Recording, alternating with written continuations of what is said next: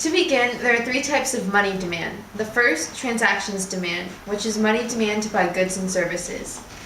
The second is precautionary demand, which is money to cover unplanned transactions or emergencies. The third is speculative demand, which is money created by uncertainty about the value of other assets. This is an example of a transactions demand because money is demanded in exchange for a good.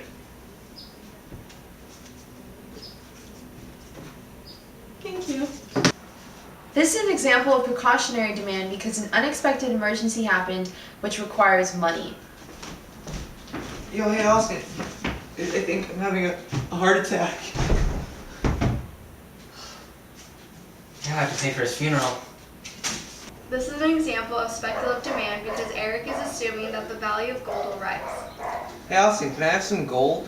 I think the price is going to go way up soon. Alright, so now we have the money demand function. On the x-axis, we have the quantity of money, and on the y-axis, we have the interest rate. It's important to understand that interest rate and quantity have an inverse relationship. So what that means is that the more money you hold, the lower the interest rate, and vice versa.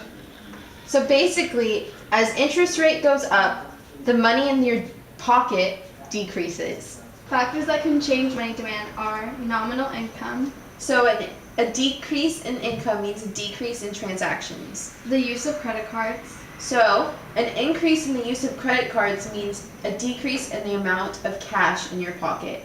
interest rate, An increase in interest rate means a decrease in spending. and price levels.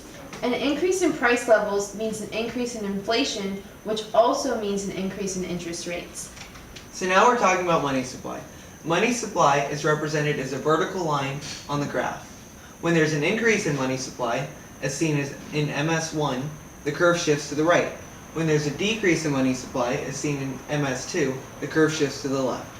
Something to know is the Federal Reserve has total control over the money supply curve. Money supply is also independent of interest rate and real GDP. MS stands for money supply, MD stands for money demand, and E is the equilibrium. Above the equilibrium represents a surplus. Below the equilibrium represents a shortage.